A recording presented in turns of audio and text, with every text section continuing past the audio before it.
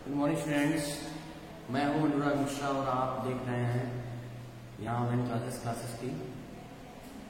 आज का जो चैप्टर है वो बड़ा इंपॉर्टेंट है। जैसे मैंने आपको बताया था our earth and solar system. हम बात अपने सोलर सिस्टम कर रहे हैं और मुख्य रूप से चैप्टर के स्टार्टिंग में ही हमने बोल दिया इस चैप्टर का नाम है आवर अर्थ। तो हमको सारी बात जो है अर्थ पे ही फोकस करके बात बतानी है। अपने लास्ट सीरीज में आपको मैंने बहुत सारी बातें बताई थी, यूनिवर्स के बारे में, कॉमेट्स के बारे में, स्टार्स के बारे में, थोड़ी बहुत बातें आपको प्लैनेट्स के बारे में बताई थी। आज जो हम टॉपिक डिस्कस करेंगे, ब्रीफ करेंगे पूरी तरह से अर्थ के बारे में। तो ये ब्रीफिंग बड़ा इंपॉर्टेंट है समझने के लिए, आपको अपने स्तर से समझना पड़ेगा इसको। सबसे पहले तो आप समझ ही रहे होंगे कि अर्थ एक प्लैनेट है और हम जिस ग्रह पर रहते हैं उसी का नाम अर्थ है। सबसे पहले आप ये जाने सोलर सिस्टम में हमारे 8 प्लैनेट हैं, यानी 8 ग्रह हैं। उनमें सूरज से दूरी के हिसाब से अगर देखा जाए तो अर्थ हमारा तीसरे नंबर ग्रह है। तीसरे नंबर ग्रह जिसका नाम अर्थ है उस पर हम सब मनुष्य रहते हैं, सभी जीवधारी रहते हैं। अब तक जो ढूंढा गया है उसके बेस पे कहा जा सकता है कि जीवन कहीं संभव है तो वह अर्थ पर ही संभव है, क्योंकि जीवन जीने के लिए जो अनुकूल दशाएं, जो महत्वपूर्ण पहलू हैं वो अर्थ पे ही पाए जाते हैं। शुरुआत करें तो सबसे पहले मैं आपको बताना चाहूँगा कि जीवन जीने के लिए जरूरी है हवा, ऑक्सीजन। ऑक्सीजन का मतलब वायु, एयर। अगर एयर की बात करें तो अर्थ के चारों ओर एक एयर ऑफ ब्लैंकेट है जिसे हम लोग एटमॉस्फेयर कहते हैं, और यह एटमॉस्फेयर अर्थ की ग्रेविटी की वजह से चिपका हुआ है। अर्थ के चारों जो एटमॉस्फेयर है, यह एटमॉस्फेयर बड़ा इंपॉर्टेंट है हम सभी जीविधारियों के लिए, क्योंकि इसमें लगभग 78% अप्रॉक्सीमेटली नाइट्रोजन पाया जाता है जो पेड़ पौधों के लिए जरूरी होता है, और अप्रॉक्सीमेटली 21% ऑक्सीजन है। ऑक्सीजन की यही मात्रा हम सभी मनुष्यों को, जीव जंतुओं को सांस लेने के लिए ऑक्सीजन जीवनदायिनी प्राणदायिनी वायु प्रदान करती है, और नाइट्रोजन से प्लांट्स को जीवन मिलता है। ऐसे ये पूरा सिस्टम चलता है। इसके बाद आता है पानी यानी जल। जल की बात करें तो पृथ्वी पर लगभग 3/4 जल यानी 75% की बात करें तो वाटर है, जिसे हम जल कहते हैं। यह जो जल है वह विभिन्न अवस्थाओं में है। मुख्य रूप से जो जल है पृथ्वी पर स्थित है वह सैलिन वाटर है, यानी खारा पानी है। समुद्र का और महासागर का जल है जिसमें ज्यादातर पानी खारा है, यानी इसमें महासागर है, सागर है, नदियां हैं, झील है, तालाब है, पौंड है, और साथ ही साथ आइसबर्ग भी है। अगर जल की बात करें तो यही जो है महासागरों का जो जल होता है, यही सूरज की गर्मी से वाष्प बनकर ऊपर उठता है और फिर वर्षा के रूप में धरती पर गिरता है, जो ग्राउंड वाटर के रूप में नीचे चला जाता है, जिसको बाद में मनुष्य अपने टेक्नोलॉजी के हिसाब से निकालकर उसका इस्तेमाल करता है। या फिर यही जो जल होता है नदी और पोखरों में भर जाता है, जिसके वजह से हमारा ग्राउंड लेवल बना जाता है, या फिर उसी नदी, पोखरों और तालाब के पानी को प्यूरिफाइड करके या रिफाइन करके अलग तरीके से इस्तेमाल किया जाता है, पीने के लिए बनाया जाता है, या जीवन और वैज्ञानिक कार्यों को इस्तेमाल करने में बनाया जाता है।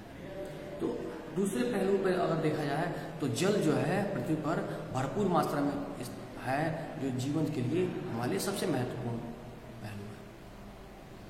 दूसरे पहलू पर जाए तो हम जानते हैं कि सबसे जरूरी होता है लिथोस्फीयर, यानी जिस पे हम लोग रहते हैं, जहाँ रहते हैं, जिस जमीन पर रहते हैं हम लोग। ये अर्थ का सबसे ऊपरी हिस्सा है जिसे हम लोग क्रस्ट कहते हैं। सबसे ऊपरी हिस्सा जो क्रस्ट होता है बड़ा महत्वपूर्ण होता है जीवन के लिए, क्योंकि इसी पर अब तक का सारा काम होता है, चाहे वह कोई काम क्यों ना हो। हम यहीं पर रहते हैं, अपना व्यवसाय करते हैं, सारे काम करते हैं, पृथ्वी पे सारी चीज़ें बनी हुई हैं उसके ऊपरी हिस्से पे ही। तो इस वजह से यह हमारा लिथोस्फीयर यानी जो जमीन है, भूमि है, ये भी बड़ा महत्वपूर्ण है जीवन के लिए। तो चौथे महत्वपूर्ण पहले तरफ बढ़े तो वो है बायोस्फीयर, यानी जीवन के लिए अनुकूल दशाएं, जीवन। तो ये सभी दशाएं जहाँ पे एक जगह स्थित हैं, एक जगह एक समय पर स्थित हैं, चाहे वो हाइड्रोस्फीयर हो, एटमॉस्फेयर हो या लिथोस्फीयर हो, तो वहाँ पे जीवन है। और इसी वजह से हमारी पृथ्वी सबसे अनोखी ग्रह के रूप में जानी जाती है। ये बड़ा महत्वपूर्ण है क्योंकि और भी जो ग्रह हैं, 8 ग्रह हैं, उन पे यह सब चीजें दशाएं या पहलू मौजूद नहीं है, और इसी कारण से पृथ्वी को अनोखा ग्रह भी। पृथ्वी के बारे में एक और महत्वपूर्ण बात बताई जाती है कि यह 5वां साइज के हिसाब से पूरे प्लेनेट सोलर सिस्टम में 5वां सबसे बड़ा ग्रह है, 5वां। यानी इस हिसाब से जो सोलर सिस्टम के जो प्लेनेट्स हैं और भी 4 उनसे बड़े हैं।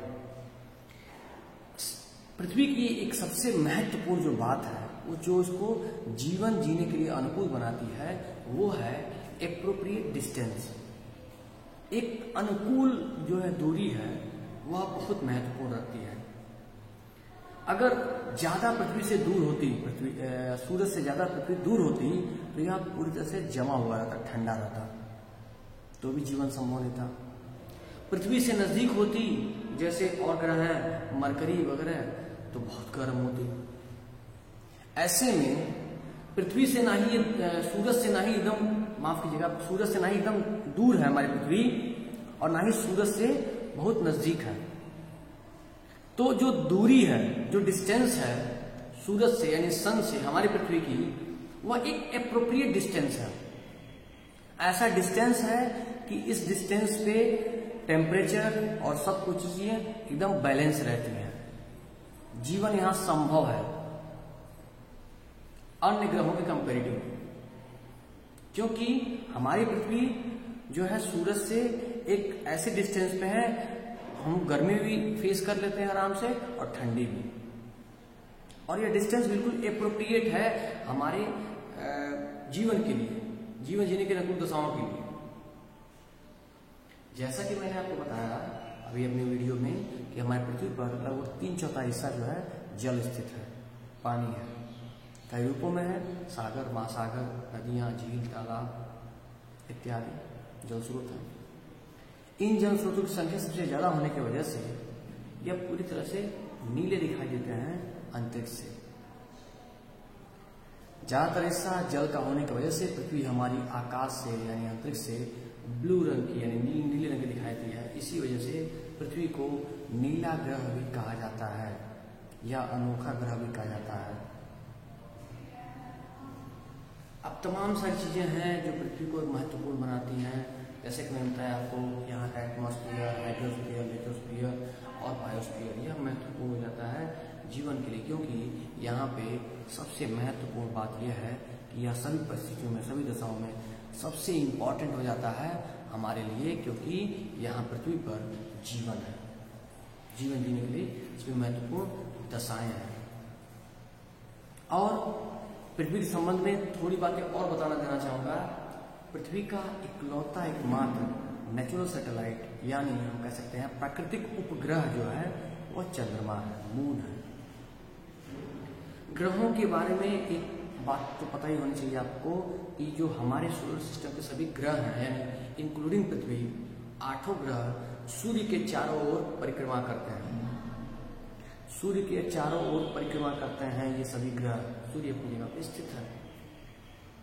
सूर्य के प्रकाश से सभी ग्रहों को प्रकाश मिलता है, सूर्य के प्रकाश से सभी ग्रहों को हीट और लाइट दोनों मिलता है। इसके साथ ही साथ हमारी पृथ्वी भी अपनी एक्सिस पर घूमती है, ऐसा अन्य ग्रह भी करते हैं। हमारी पृथ्वी के संबंध में आपको एक बात पता होनी चाहिए कि हमारी पृथ्वी अपनी एक्सिस पर पूरा एक चक्कर लगाने में, एक्सिस पे पूरा घूमने में 24 घंटे का समय लगाती है। इसी वजह से दिन और रात जो 24 घंटे के होता है। जिस भाग के सामने सन की लाइट पड़ती है वहां दिन होता है, जिस भाग के पर पृथ्वी चूंकि हमारी गोल है, जिस भाग पे अंधेरा होता है यानी सन की लाइट नहीं पड़ती है वहां पे रात होती है। इस तरीके से दिन और रात मिला के 24 घंटे का समय होता है।